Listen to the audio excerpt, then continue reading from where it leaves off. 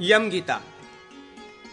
अग्निदेव कहते हैं, ब्रह्मन, अब मैं यम गीता का वर्णन करूंगा जो यमराज के द्वारा नचिकेता के प्रति कही गई थी।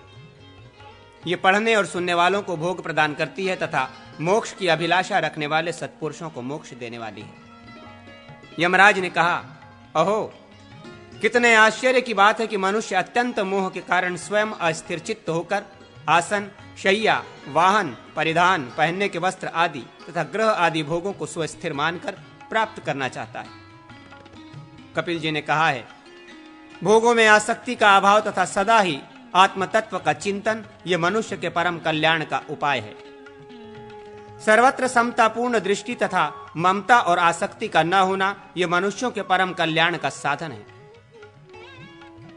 यह आचार्य पंचशिख का उद्गार है।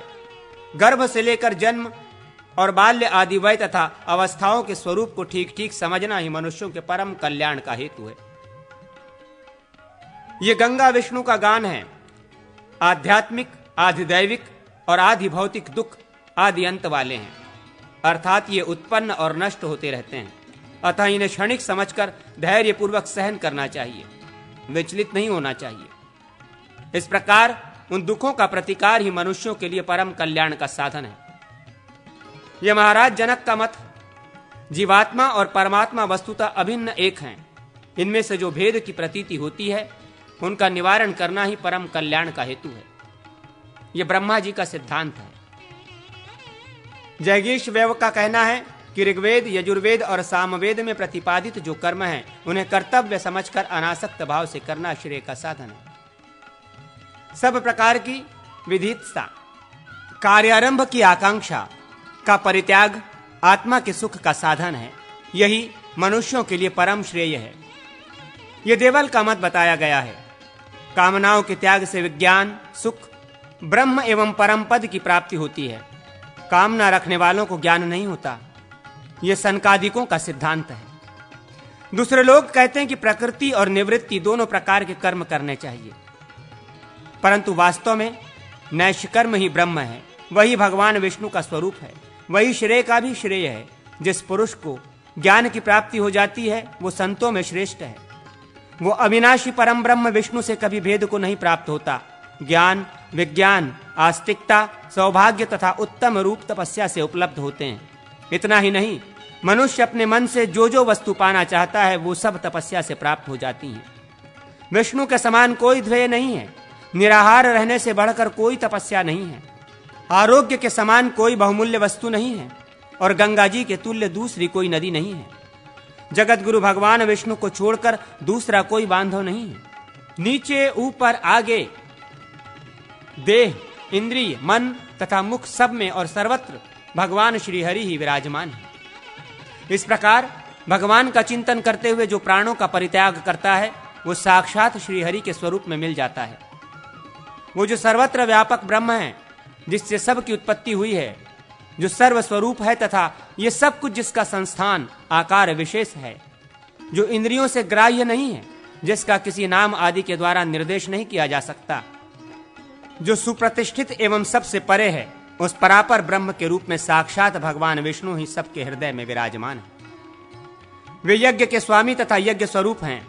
उन्हें कोई तो परम ब्रह्म रूप से प्राप्त करना चाहते हैं, कोई विष्णु रूप से, कोई शिव रूप से, कोई ब्रह्म और ईश्वर रूप से, कोई इंद्रादि नामों से तथा कोई सूर्य, चंद्रमा और काल रूप से उन्हें पाना चाहते हैं।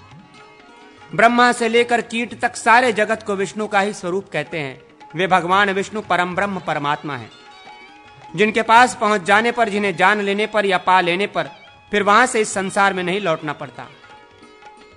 सुवर्ण दान आदि बड़े बड़े दान तथा पुण्य तीर्थों में स्नान करने से, ध्यान लगाने से, व्रत करने से, पूजा से और धर्म की बातें सुनने एवं उनका पालन करने से उनकी प्राप्ति होती है।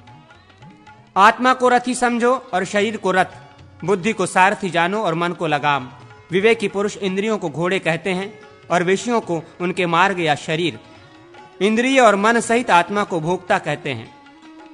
जो बुद्धि रूप सारथी अविवेकी होता है, जो अपने मन रूपी लगाम को कसकर नहीं रखता, वो उत्तम पद को, परमात्मा को नहीं प्राप्त होता, संसार रूपी गर्त में गिरता है। परंतु जो विवेकी होता है और मन को काबू में रखता है वो उस परम पद को प्राप्त होता है जिससे वो फिर जन्म नहीं लेता। जो मनुष्य विवेक युक्त बुद्धि रूप सारथी से संपन्न और मन रूपी लगाम को काबू में रखने वाला होता है वही संसार रूपी मार्ग को पार करता है जहां विष्णु का परम पद है। इंद्रियों की अपेक्षा उनके विषय पर है। विषयों से परे मन है, मन से परे बुद्धि और बुद्धि से परे महान आत्मा महतत्व है। महतत्व से परे अव्यक्त मूल प्रकृति है और अव्यक्त से परे पुरुष परमात्मा है। पुरुष से परे कुछ भी नहीं है, वही सीमा है, वही परम गति है। संपूर्ण भूतों में छिपा हुआ यह आत्मा प्रकाश में नहीं आता। सूक्ष्मदर्शी पुरुष अपनी तीव्र एवं सूक्ष्म बुद्धि से ही उसे देख पाते हैं। विद्वान पुरुष वाणी को मन में और मन को विज्ञानमय बुद्धि में लीन करें। इसी प्रकार बुद्धि को महतत्व में और महतत्व को शांत आत्मा में लीन करें। यम नियमादि साधनों से ब्रह्मा और आत्मा की एकता को जानकर मनुष्य सत्व स्वरूप ब्रह्म ही हो जाता है। अहिंसा, सत्य, अस्तेय, चोरी का अभाव, ब्रह्मचर्य और अपरिग्रह, संग्रह न करना, ये 5 यम कहलाते हैं। नियम भी 5 ही हैं। शौच, बाहर भीतर की पवित्रता, संतोष, उत्तम, तप, स्वाध्याय और ईश्वर पूजा। आसन बैठने की प्रक्रिया का नाम है। उसके पद्मासन आदि कई भेद हैं। प्राण वायु को जीतना प्राणायाम है। इंद्रियों का निग्रह प्रत्याहार कहलाता है। ब्रह्मन, एक शुभ विषय में जो चित्त को स्थिरता पूर्वक स्थापित करना होता है उसे बुद्धिमान पुरुष धारणा कहते हैं। एक ही विषय में बारंबार धारणा करने का नाम ध्यान है। मैं ब्रह्म हूं, इस प्रकार के अनुभव में स्थिति होने को समाधि कहते हैं। जैसे घड़ा फूट जाने पर घटाकाश महाकाश से अभिन्न एक हो जाता है, उसी प्रकार मुक्त जीव ब्रह्म के साथ एक ही भाव को प्राप्त होता है। वो सत्व स्वरूप ब्रह्म ही हो जाता है। ज्ञान से ही जीव अपने को ब्रह्म मानता है, अन्यथा नहीं। अज्ञान और उसके कार्यों से मुक्त होने पर जीव अजर अमर हो जाता है। अग्निदेव कहते हैं, वशिष्ठ, ये मैंने यमगीता बतलाई है, इसे पढ़ने वालों को ये भोग और मोक्ष प्रदान करती है।